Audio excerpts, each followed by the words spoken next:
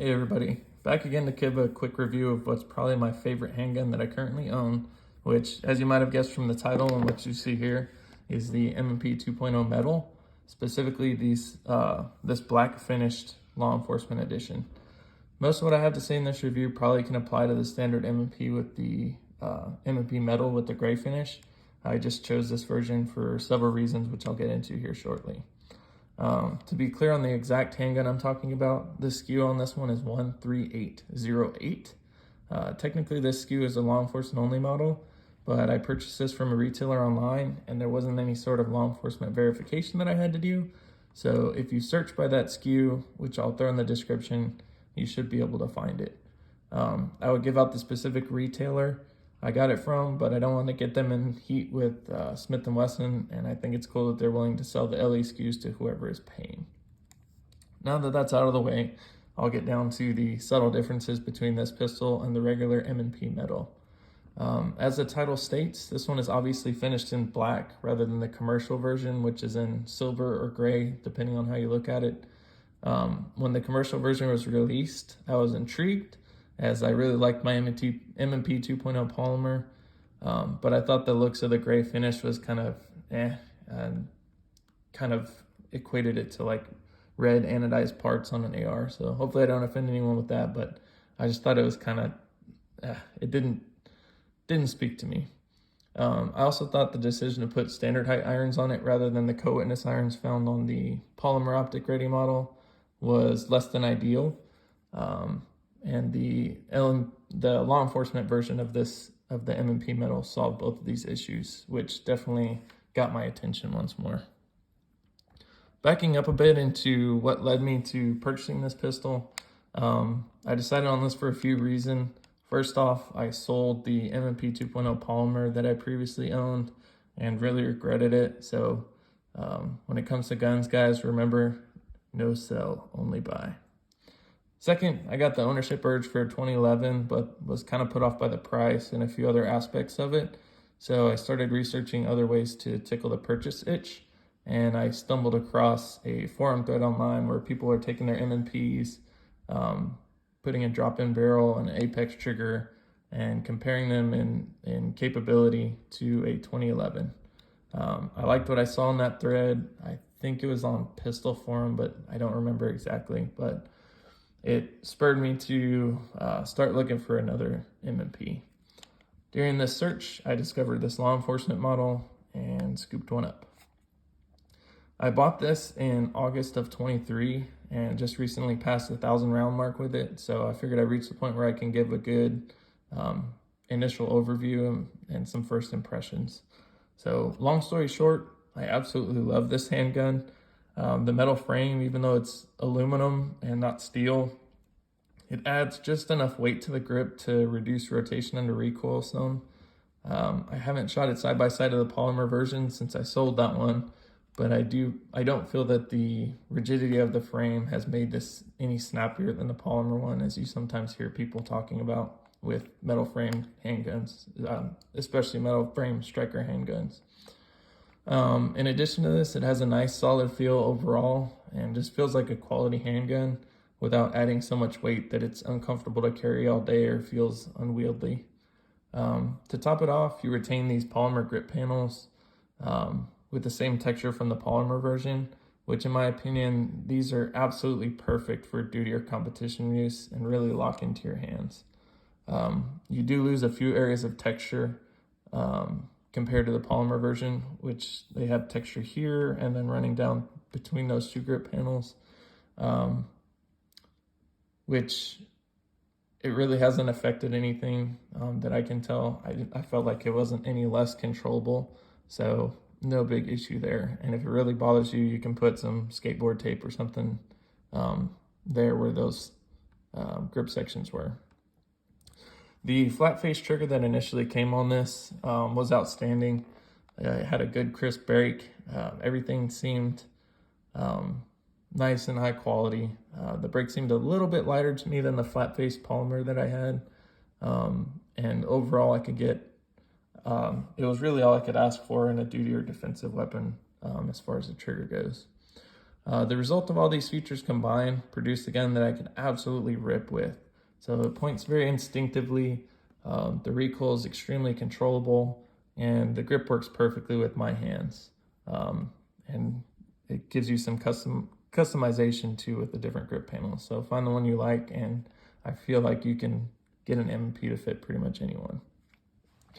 Beyond this good feel and the shooting experience, the performance that I could achieve with this pistol was also apparent in times that I could achieve shooting drills. So it was a clear difference between some of the other handguns I've shot and this, in getting my times down and just instinctively shooting well. So needless to say, I'm really stoked with the capability of this handgun. Currently, I have it set up with an Acro P2 mounted on a Ford Controls mounting plate. So one word of caution when mounting this plate: don't be shy with thread locking compound when you mount it. My first attempt at mounting lasted only about 200 rounds before it came loose.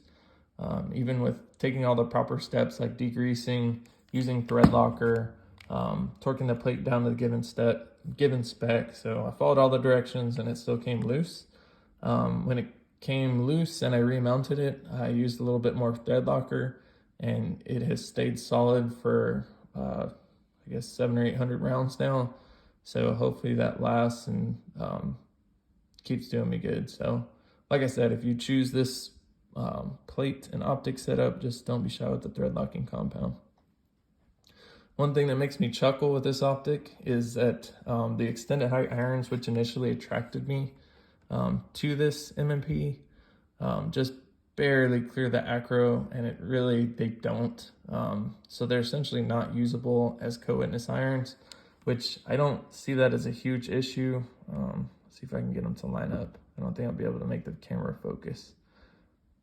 Yeah, but essentially they're not usable. It's not a huge deal to me, and I think that a lower profile optic, like probably an RMR or something similar, wouldn't have any issue getting a better co-witness. It's just that the Acro's a bit of a thick boy. My biggest frustration with the optics mount on this is that is this witness hole here cut into the front of the barrel. I'm sorry, the rear of the barrel hood. It's kind of frustrating to constantly be building up carbon on the lens that comes out of this witness hole. So I think I saw it a second ago when I was showing you all the sights, but you see a little gray patch here. Everything just kind of builds up there. And if you have, I think that's a fingerprint smudge, but the fingerprint collected carbon. So it's just constantly throwing carbon up, and I have to kind of wipe it off once or twice a shooting session.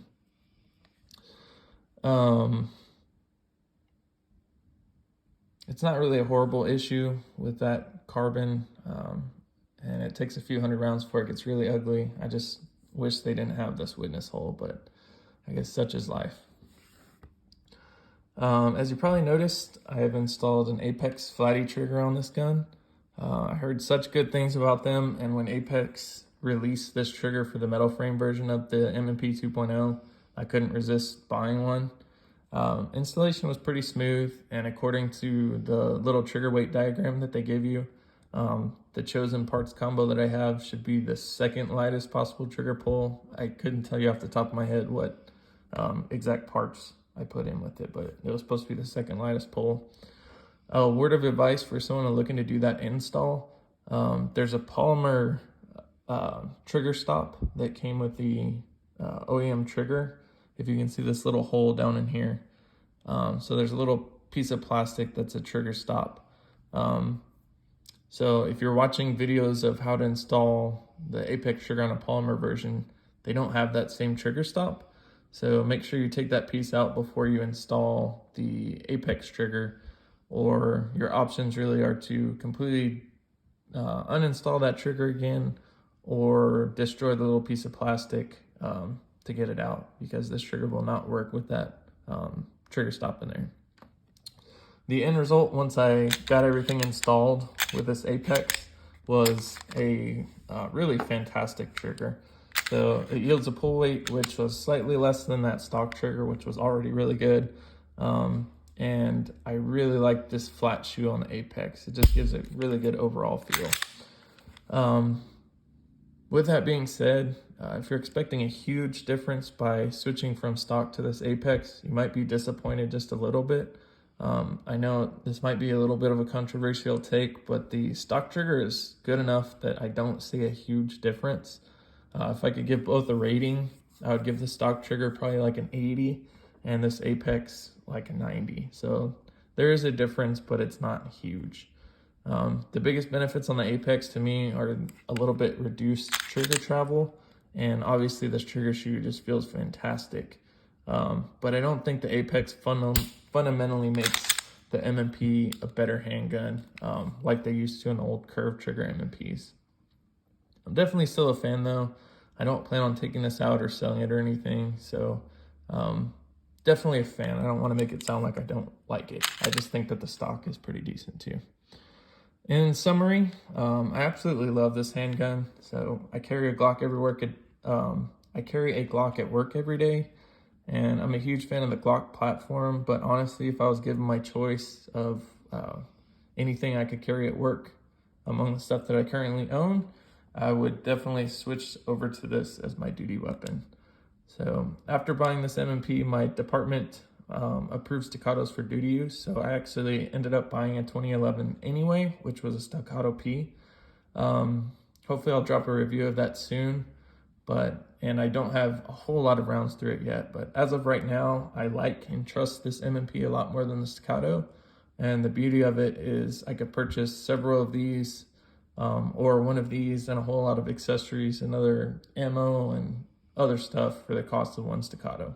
So if anyone out there is on the fence of purchasing one of these, I say absolutely go for it. And as always, if y'all have any questions, personal experiences you want to share, or other comments, drop them down below, and y'all have a great day.